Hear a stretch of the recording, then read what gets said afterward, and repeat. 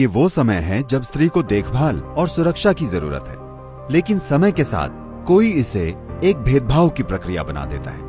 हमारा जन्म उससे हुआ है, अगर वो अपवित्र है तो हमारा जन्म अपवित्र है और सृष्टि अपवित्र है।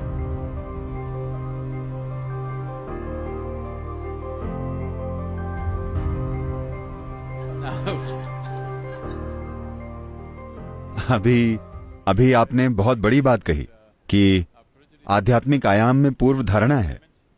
मैं चाहता हूं कि आप समझें कि आध्यात्म में मासिक धर्म की कहीं कोई चर्चा नहीं है, क्योंकि आध्यात्म में मासिक धर्म नहीं हो सकता, सिर्फ शारीरिक स्तर पर हो सकता है। ठीक है? So it's a physiological issue. तो ये शारीरिक मुद्दा है और ये मानसिक रूप में व्यक्त होता है सिर्फ कुछ स्त्रियों में।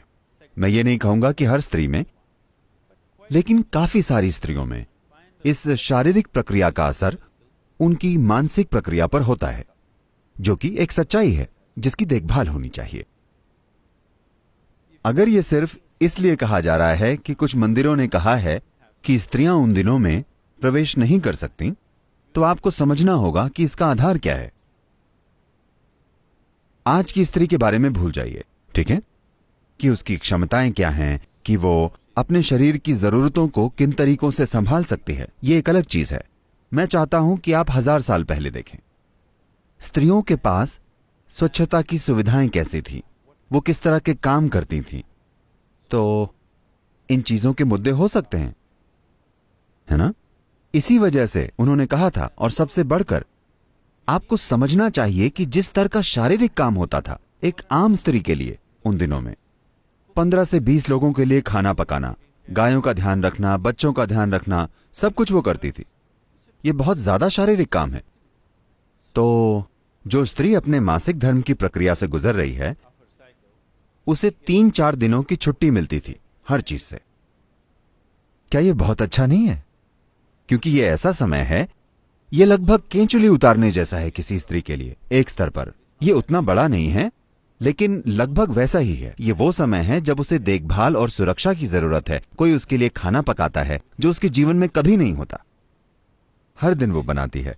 उन 3-4 दिनों के लिए कोई और खाना पकाता है, कोई उसे खाना परोसता है। वो अकेली बैठती है, वो ध्यान करती है, गीत गाती है, प्रार्थना करती है। क्या ये चीजें करने का अच्छा तरीका नहीं है? इसे बस आज के जीवन की तरह मत देखिए। 1000 साल पहले देखें, जब ये चीजें बनाई गई थी।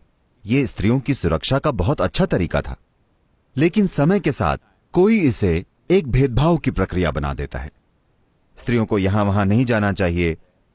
वो कुछ चीजें बस अज्ञान की वजह से हुई हैं। इसका अध्यात्म से कोई संबंध नहीं है, क्योंकि अगर मेरी मां के शरीर में मासिक चक्र नहीं होते तो मैं पैदा नहीं होता। ठीक है? हाँ या ना? हमारा जन्म उससे हुआ है, अगर वो अपवित्र है तो हमारा जन्म अपवित्र है और सृष्टि अपवित्र है। यह एक मूर्खतापूर्ण विचार है, इस तरह से सोचना भी। इन नियमों का आधार पवित्रता या अपवित्रता नहीं, बल्कि व्यावहारिक कारण है। आज भी मैं हजारों स्त्रियों से मिलता हूं जो उस समय काफी परेशान होती हैं, क्योंकि उन्हें तब भी काम पर जाना पड़ता है, उन्हें हर तरह के काम करने पड़ते हैं। उनमें से कई उन दिनों दवाइयां लेती हैं, बस मानसिक संतुलन बनाए रखने के लिए। वे निश्चित रूप से आराम करके खुश होंगी।